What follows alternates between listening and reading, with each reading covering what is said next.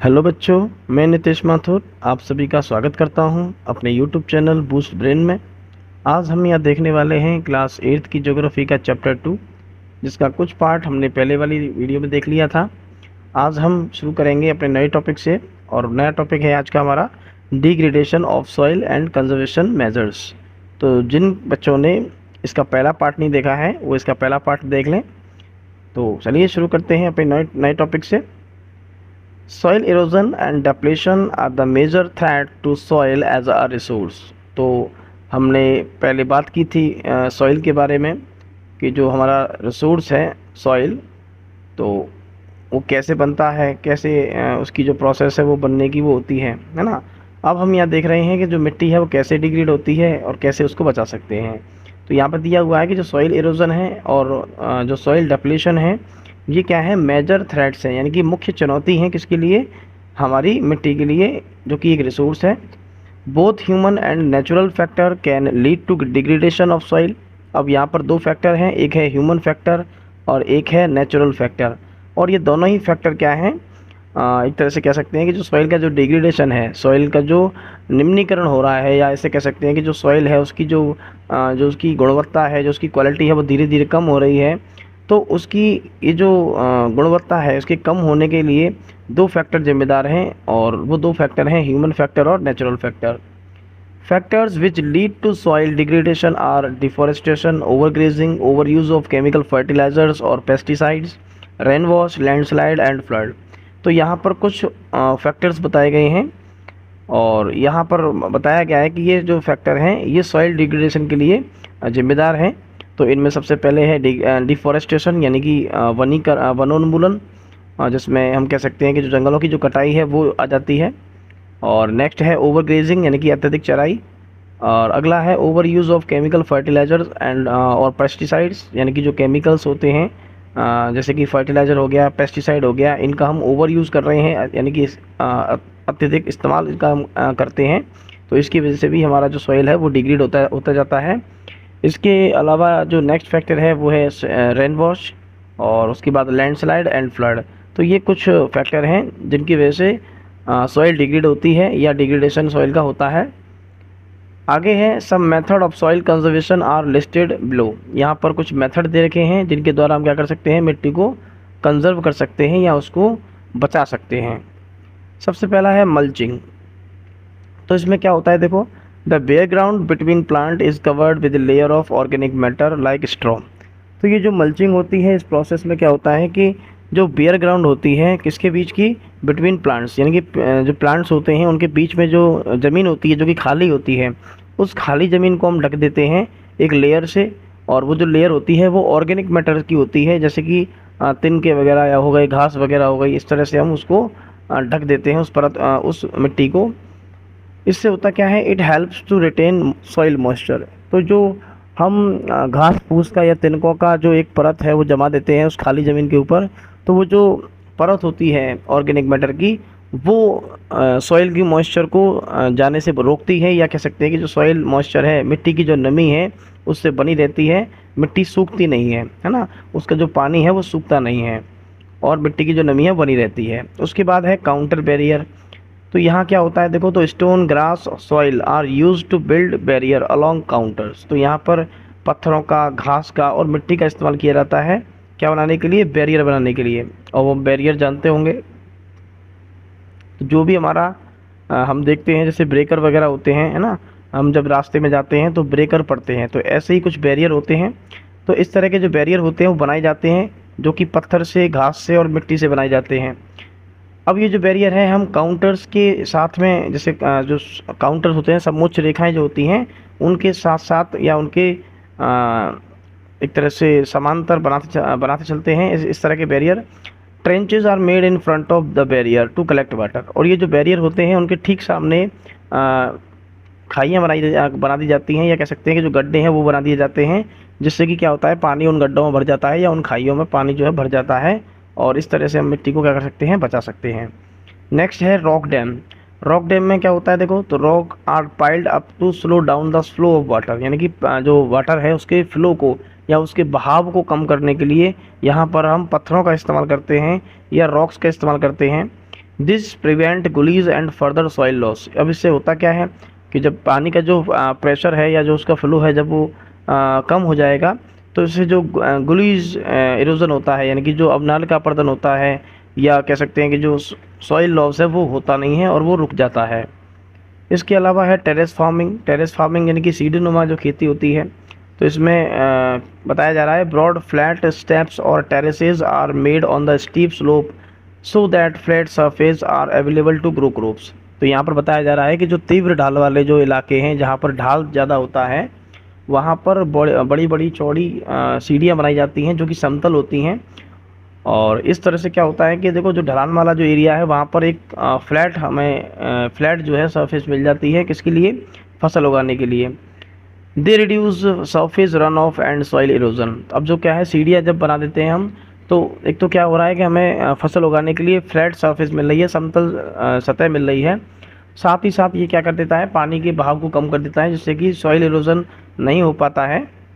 उसके बाद में है इंटरक्रॉपिंग। इंटरक्रॉपिंग में क्या होता है, different crops are grown in alternate row and are sown at different time to protect the soil from rain wash. तो इंटरक्रॉपिंग में क्या होता है कि अलग अलग तरह की जो फसलें होती हैं, डिफरेंट जो क्रॉप होती हैं, इनको उगाया जाता है इन अल्टरनेट रो, है ना। तो एक कह सकते हैं कि जो रो होती हैं, जो लाइन कतार होती है, उस कतार में हम अलग अलग तरह की फसलें जो है उगाते हैं। एक बार में 2 फसलें या एक बार में 3 फसलें भी उगा सकते हैं। और ये जो है हम ऐसा अलग अलग समय में करते हैं या अलग अलग टाइम में करते हैं, जिससे कि जो हमारी मिट्टी है वो रेन वॉश होने से बच जाए। रेन वॉश क्या होता है? रेन वॉश जो है बरसात जब आती है तो जब पानी होता है और वो पानी के साथ में क्या होता है कि जो मिट्टी है वो बह जाती है। तो जब हम तरह तरह की क्या करेंगे, फसल उगा देंगे वहाँ पर। तो जैसा कि हम जानते हैं कि जो प्लांट्स की जो रूट्स होती हैं वो मिट्टी को जकड़ के रखती हैं। तो जब हम अलग अलग समय पर इस तरह से इंटरक्रॉपिंग करते हैं तो उससे क्या होता है कि उससे जो मिट्टी है वो पानी के साथ बह के नहीं जाती है, यानी कि रेन वॉश नहीं हो पाता है और मिट्टी हमारी जो है बच जाती है। उसके बाद में है काउंटर प्लगिंग। इसमें क्या होता है, ploughing parallel to the contour of a hill slope to form a natural barrier. यहाँ पर क्या किया जाता है, यहाँ पर जो ढलान होता है उसके अपोजिट साइड में हम क्या करते हैं, प्लगिंग करते हैं, जिससे कि क्या होता है कि एक नेचुरल बैरियर जो है क्रिएट हो जाता है, एक प्राकृतिक जो है अवरोधक तैयार हो जाता है, जो क्या करता है पानी के बहाव को रोकता है। और जब पानी का बहाव रुक जाएगा तो मिट्टी का जो बहना है वो बंद हो जाएगा, और इस तरह से हम क्या कर सकते हैं, अपनी मिट्टी को कंजर्व कर सकते हैं। और लास्ट है शेल्टर बेल्ट्स। तो शेल्टर बेल्ट जो है वो कहाँ पर हमें देखने को मिलती है, तो ये जो है कोस्टल एरियाज़ में या ड्राई रीजन्स में हमें ये देखने को मिलती है शेल्टर बेल्ट्स। और वहाँ पर हम इसका इस्तेमाल कर सकते हैं। क्यों वहाँ पर क्यों इस्तेमाल कर सकते हैं? क्योंकि वहाँ जो हवा है बहुत तेज़ चलती है। तो जो भी समुद्र तटीय इलाके हैं, कोस्टल एरियाज़ हैं, या जो ड्राई एरियाज़ हैं, है ना, जहाँ पर बहुत ज़्यादा गर्मी पड़ती है, तो वहाँ पर क्या है, हवाएं बहुत तेज़ चलती हैं, तो वहाँ पर हम इस शेल्टर बेल्ट का इस्तेमाल कर सकते हैं। तो यहाँ दिया हुआ है, in the coastal and dry region row of trees are planted to check the wind movement to protect soil cover. अब क्योंकि देखो पानी ही नहीं है जो हमारी मिट्टी को बहा के ले जाता है, हवा भी हमारी मिट्टी को उड़ा के ले जाती है। तो जब हवा तेज़ चलती है तो उस हवा को रोकने के लिए या उसकी स्पीड को कम करने के लिए हम यहाँ पे क्या करते हैं, कई सारे जो पेड़ हैं एक लाइन में उगा देते हैं, या एक कह सकते हैं कि एक रो में उगा देते हैं, जिससे कि जो विंड मूवमेंट है वो कंट्रोल होती है। और जब विंड कंट्रोल हो जाएगी तो हमारी जो मिट्टी है वो उड़ने से बच जाती है। इस तरह से हम मिट्टी को जो है कंजर्व कर सकते हैं। नेक्स्ट हमारा जो रिसोर्स है वो है वाटर।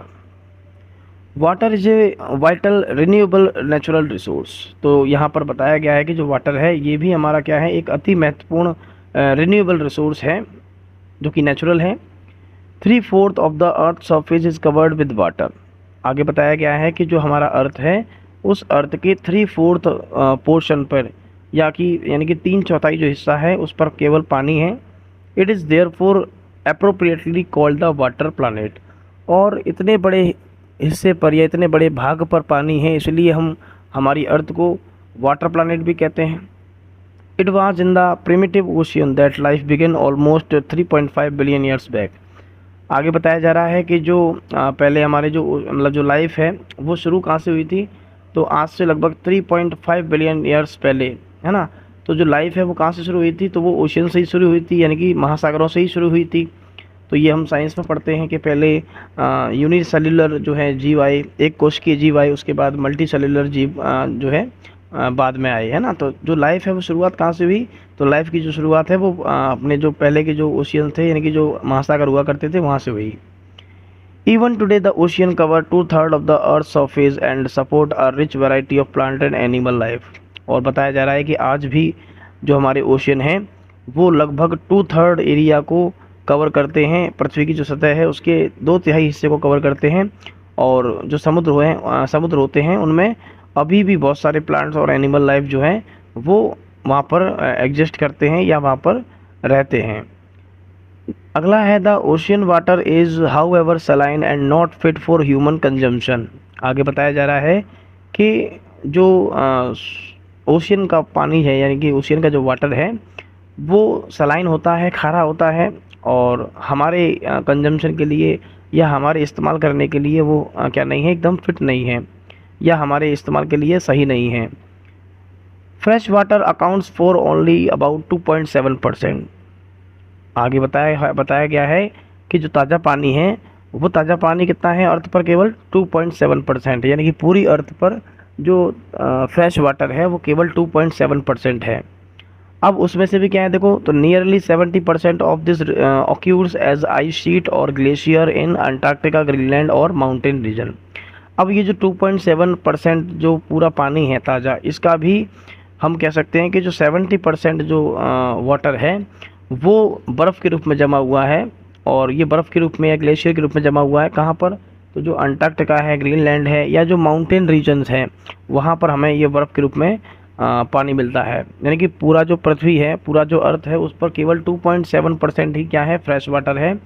और इस 2.7% का भी 70% जो वाटर है वो बर्फ़ के रूप में जमा हुआ है। अब बचा हुआ जो पानी है वो कहाँ है? तो देखो आगे देखते हैं। इसमें लिखा हुआ है due to their location they are inaccessible, है ना। अब ये बताया जा रहा है कि जो बर्फ़ के रूप में जो हमारा वाटर जो है बर्फ़ के रूप में है अंटार्कटिका, ग्रीनलैंड या अदर जो माउंटेन है वहाँ पर, अब वहाँ तक पहुँचना हमारे लिए क्या है, आसान नहीं होता है। क्यों? क्योंकि वो इतने ऐसे इलाके में है, या कह सकते हैं कि ऐसे रीजन में है जहाँ पर पहुँचना थोड़ा सा मुश्किल है, इसलिए हम उस पानी को या उस वाटर को यूज़ नहीं कर सकते। अब बचा हमारा थोड़ा सा पानी, है ना। तो only 1% of fresh water is available. अब केवल 1% जो वाटर है वही अवेलेबल है हमारे लिए, और जो कि हमारे लिए क्या है, यूज़ करने के अगर हम नज़रिए से देखें तो उसको हम यूज़ कर सकते हैं। यूज़ करने के मतलब से वो एकदम फिट है। अब ये जो 1% जो वाटर है ये कहाँ पाया जाता है? तो it is found as ground water, as surface water in river and lakes and as water vapour in the atmosphere. अब ये जो 1% जो वाटर है जो कि हमारे पीने के लिए या हमारे इस्तेमाल के लिए सही है या फिट है, ये ग्राउंड वाटर के रूप में पाया जाता है या सरफेस वाटर के रूप में पाया जाता है। सरफेस वाटर में नदियाँ आ गई, हमारी झीलें आ गई, है ना, तालाब आ गए, ये सब आ गए। और वाटर वेपर के रूप में, है ना, वाटर वेपर कहाँ रहती है? तो वाटर वेपर जो है वो हमारे एटमॉस्फेयर में है, हवा में जो जलवाष्प है उसको भी इसमें शामिल किया गया है। तो यानी कि जो ज़मीन के अंदर पानी है वो, और हमारे जो ज़मीन के ऊपर है जो कि नदियाँ हैं, झीलें हैं, ये वाला पानी, और एटमॉस्फेयर में जो जलवाष्प है, जो वाटर वेपर है, इन सब को मिलाकर 1% जो वाटर है वो हमारे इस्तेमाल करने के हिसाब से सही है ना। आगे हम देखते हैं fresh water is there for the most precious substance on earth. आगे बताया जा रहा है कि जो फ्रेश वाटर है ये हमारे लिए क्या है, मोस्ट प्रीसियस सब्सटेंस है पृथ्वी के ऊपर, है ना। जो हमारी अर्थ है उस अर्थ के ऊपर ये सबसे ज़्यादा इम्पोर्टेंट रिसोर्स है हमारे लिए, या सबसे इम्पोर्टेंट जो है या सबसे कीमती रिसोर्स है।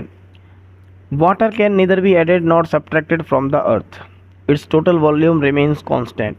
अब बताया जा रहा है कि जो वाटर है पृथ्वी पर, जितना भी वाटर है, अर्थ पर जितना भी वाटर है, उसकी क्वांटिटी को ना तो बढ़ाया जा सकता है ना कम किया जा सकता है। वो जितना है वो उतना ही रहता है, उसको घटाया या बढ़ाया नहीं जा सकता है।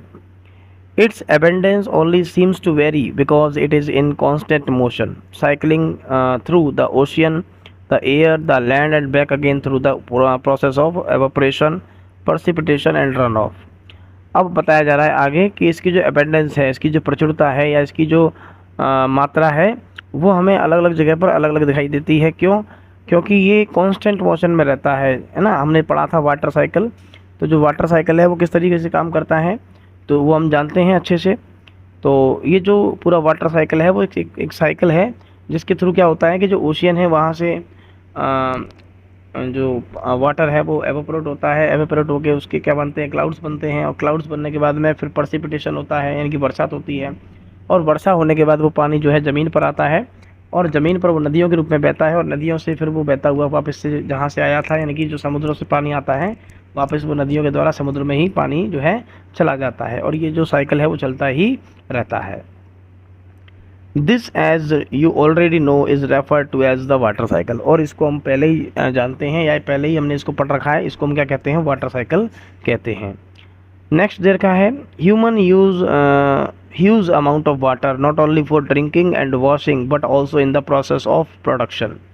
आगे दिया हुआ है कि जो मानव है वो काफ़ी बड़ी मात्रा में या काफ़ी ज़्यादा मात्रा में वाटर का इस्तेमाल करता है, ना केवल वो पीने के लिए इस्तेमाल करता है बल्कि ना केवल पीने के लिए या अपनी चीज़ों को धोने के लिए, जैसे कपड़े धोने हैं या गाड़ी धोनी है या जो है कुछ भी धोना हो, वॉशिंग कुछ भी करना हो, तो ना केवल पीने और धोने के लिए आदमी जो है पानी का इस्तेमाल करता है, वो प्रोडक्शन के लिए भी क्या करता है, वाटर का इस्तेमाल करता है।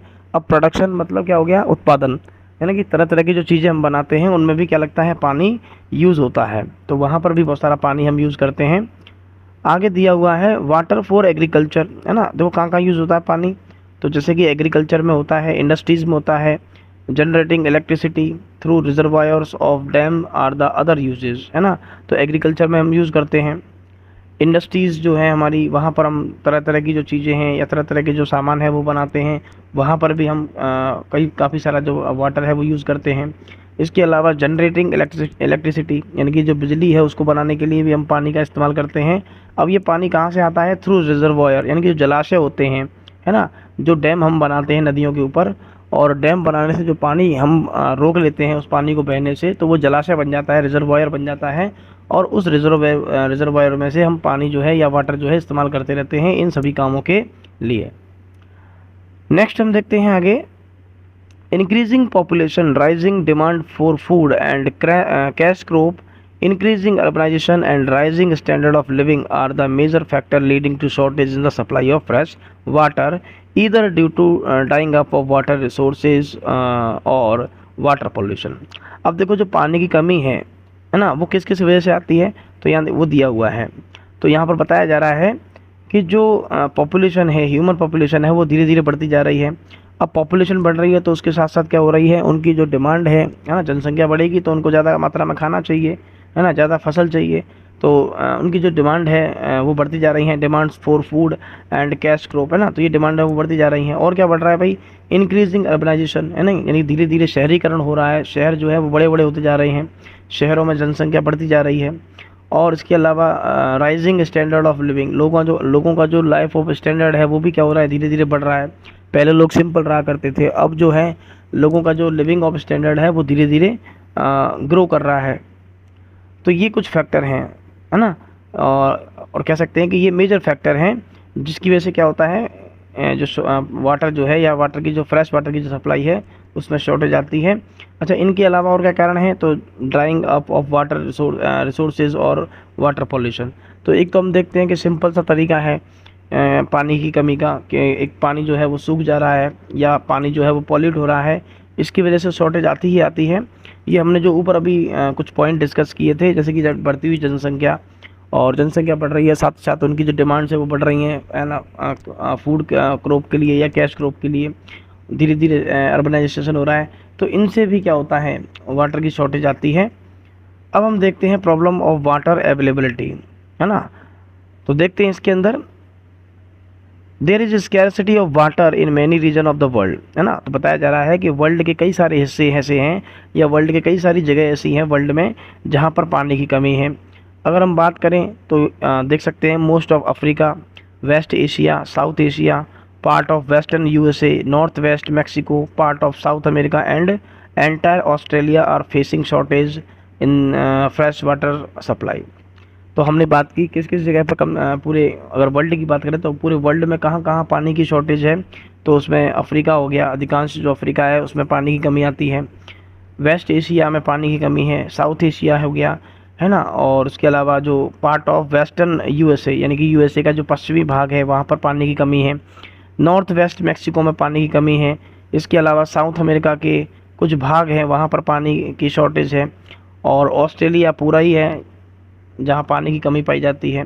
तो ये कुछ जगह हैं या ये कुछ पार्ट हैं वर्ल्ड के जहाँ पर पानी की शॉर्टेज हमें देखने को मिलती है। Countries located in climatic zone most susceptible to drought face great problem of water scarcity।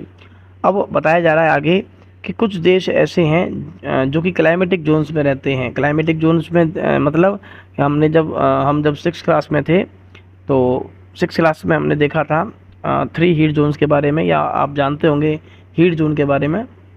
तो ये क्लाइमेटिक रीजन होते हैं जहाँ पर कहीं पर गर्मी बहुत ज़्यादा पड़ती है, कहीं पर जो क्लाइमेट है वो मॉडरेट रहती है, कहीं पर बहुत ज़्यादा सर्दी पड़ती है। तो इस तरह से कुछ देश जो है वो कहाँ आते हैं, क्लाइमेटिक जोन्स में आते हैं, जहाँ पर एक तरह से हम कह सकते हैं कि सूखे की संभावना ज़्यादा रहती है, या वहाँ पर बहुत ज़्यादा गर्मी पड़ती है और वहाँ पर सूखा ज़्यादा रहता है। तो वहाँ पर हमें पानी की जो कमी है वो ज़्यादा देखने को मिलती है। 10 Water shortage may be a consequence of variation in seasonal or annual precipitation, or the scarcity is caused by over exploitation and contamination of water resources।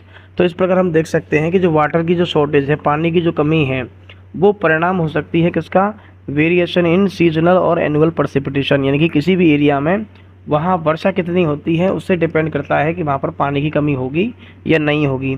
इसके साथ ही जो पानी की कमी है और किस वजह से हो सकती है, ओवर एक्सप्लॉइटेशन की वजह से, यानी कि जो हमारा पानी है उसको हम अगर अत्यधिक उसको हम यूज़ करते हैं तो भी हमारे इलाके में पानी की कमी जो है आ सकती है। और एक और कारण है कंटेमिनेशन। कंटेमिनेशन का मतलब होता है प्रदूषण, है ना। तो जो जल प्रदूषण है, यानी कि जो पानी है वो पूरा कंटेमिनेट हो जाता है, प्रदूषित हो जाता है, तो इसकी वजह से भी पानी की कमी हमें देखने को हमारे रीजन में मिलती है।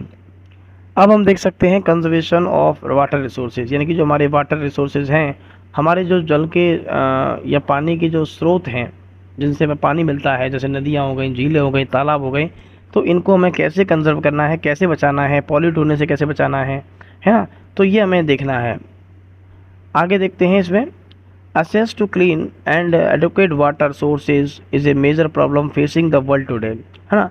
तो विश्व में आज एक समस्या जो है बहुत बड़ी चल रही है, या पूरा विश्व जो है इस समस्या से जूझ रहा है। और वो समस्या क्या है, access to clean and adequate water sources, यानी कि जो वर्ल्ड है या वर्ल्ड में जो कई सारे देश हैं या यहाँ के जो लोग हैं वो क्या चाहते हैं भाई, कि हमें क्लीन और एडिक्वेट वाटर मिले, यानी कि साफ़ और स्वच्छ पानी मिले पीने के लिए।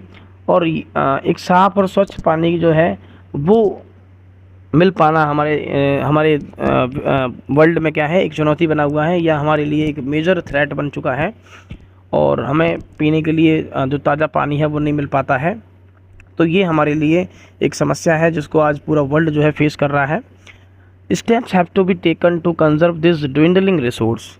अब ये जो ड्विंडलिंग रिसोर्स है, ड्विंडलिंग मतलब एक तरह से ये जो रिसोर्स है जो कि हमारा धीरे धीरे जो है ख़त्म होता जा रहा है, या रिसोर्स जो है वो धीरे धीरे गायब होता जा रहा है। तो ये जो ड्विंडलिंग रिसोर्स है इसको बचाने के लिए कुछ हमने क्या किए हैं, कुछ कदम उठाए हैं, या कुछ कह सकते हैं कि कुछ महत्वपूर्ण जो है यहाँ पर उपाय कह सकते हैं जिनको हम कर सकते हैं। Even though water is a renewable resource, it's over use and pollution make it unfit for use, है ना। तो जैसा कि हम जानते हैं वाटर जो है कैसा रिसोर्स है, तो वाटर एक रिन्यूएबल रिसोर्स है, यानी कि जो रिन्यू हो सकता है। अब रिन्यू हो सकता है, लेकिन फिर भी हम यहाँ पर कह रहे हैं कि जो वाटर है वो भले ही रिन्यूएबल रिसोर्स है, लेकिन फिर भी हम क्या कह सकते हैं कि अगर इसको हम ओवर यूज़ करते रहे, इसको अत्यधिक यूज़ करते रहे, या इसको हम ऐसे ही पॉल्यूट करते रहे, तो ये हमारे लिए क्या हो जाएगा, अनफिट हो जाएगा, या हमको पानी की जो है समस्या का सामना करना पड़ सकता है। डिस्चार्ज ऑफ अनट्रीटेड और partially treated sewage, agriculture chemical and industrial effluents in water bodies are major contaminants. तो पानी जो है वो प्रदूषित किसकी वजह से होता है, या पानी जो है गंदा किससे होता है, तो इसके लिए हम कह सकते हैं डिस्चार्ज ऑफ अनट्रीटेड और पार्शली ट्रीटेड सेवेज, यानी कि हमारा जो कचरा होता है ना, एक तरह से हम कह सकते हैं जो गंदा पानी है ना, तो वो कैसा होता है, या तो अनट्रीटेड होता है या पार्शली ट्रीटेड होता है ना। एक तरह से उसको जो भी हम इंडस्ट्रीज़ में से जो भी हम कचरा निकालते हैं, या जो कचरा निकलता है उसमें बहुत मात्रा में क्या होते हैं, केमिकल वगैरह होते हैं, या और भी जो ख़तरनाक चीज़ें हैं, हानिकारक जो चीज़ें हैं वो मिली हुई होती हैं।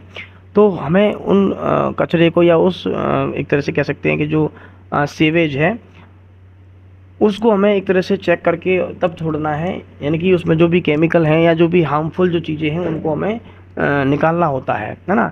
तो इस तरह से जो गंदा पानी होता है या गंदा जो एक तरह से कह सकते हैं कि जो कचरा है वो हमारे पानी को गंदा कर देता है।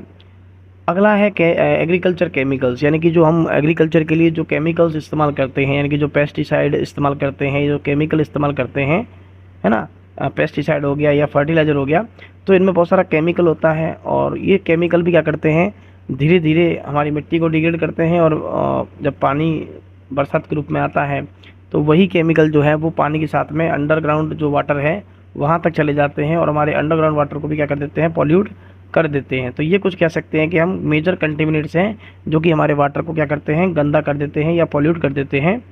लिखा हुआ है आगे देखो, they pollute water with nitrate, metal and pesticide. हाँ, तो ये जो सभी चीज़ें हैं ये हमारे वाटर को क्या कर देती हैं, पॉल्यूट कर देती हैं। किससे? नाइट्रेट से, मेटल से और पेस्टिसाइड से। आगे हम देखते हैं, most of these chemicals are non biodegradable and reach human bodies through water. अब ये जो केमिकल होते हैं ये नॉन बायोडिग्रेडेबल होते हैं, है ना, और ये जो नॉन बायोडिग्रेडेबल जो केमिकल होते हैं ये पानी के द्वारा हमारे शरीर तक पहुंच जाते हैं और फिर हमें क्या हो जाती हैं, बहुत सारी बीमारियां जो है हमें लग जाती हैं।